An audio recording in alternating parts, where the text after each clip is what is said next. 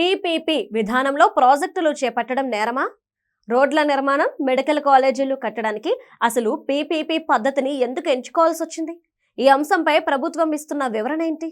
PPP విధానం వల్ల ప్రజలకు ఎంతవరకు లాభం కలుగుతుంది, ఏ మేరకు నష్టం కలుగుతుంది అనే విషయాలపై షార్ట్ అండ్ స్పీడ్ గా మాట్లాడుకుందాం. మెడికల్ కాలేజీలు నిర్మించడానికి 8,000 కోట్ల రూపాయలు ఖర్చు అవుతుంది. ప్రభుత్వం దగ్గర అంత డబ్బు లేదు. వైసీపీ ప్రభుత్వం వైద్య కళాశాలలను పూర్తి చేయకపోవడానికి చెప్పిన కారణం కూడా నిధుల కొరతే. ప్రైవేటు సంస్థలు పెట్టుబడి పెడితే వీటి నిర్మాణం త్వరగా పూర్తవుతుంది. అందుకే కూటమి ప్రభుత్వం పీపీపీ విధానానికి మొగ్గు చూపింది. పీపీపీపై వైసీపీ అభ్యంతరం ఏంటంటే మెడికల్ కాలేజీలు ప్రైవేటు పరం అవుతాయట. ఇది వాస్తవం కాదు. మెడికల్ కాలేజీలకు ప్రభుత్వమే యజమానిగా ఉంటుంది. ప్రైవేటు సంస్థలు కాలేజీలు నిర్మించి జగన్ ప్రభుత్వం నిర్ణయించిన ఫీజులతోనే వైద్య విద్యను అందిస్తాయి. ఈ కాలేజీలకు అనుబంధంగా ఏర్పాటు చేసే ఆసుపత్రులను ప్రభుత్వమే నిర్వహిస్తుంది. కాబట్టి పేదలకు ఉచితంగా వైద్యం అందుతుంది.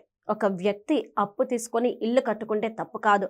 అలాగే ప్రైవేటు పట్టుబడితో మెడికల్ కాలేజీలు నిర్మించడము తప్పు కాదు. ప్రభుత్వం దగ్గర నిధులు ఎందుకు లేవంటే సంక్షేమ పథకాలకే సర్కారుకి వచ్చే ఆదాయం మొత్తం ఖర్చయిపోతుంది.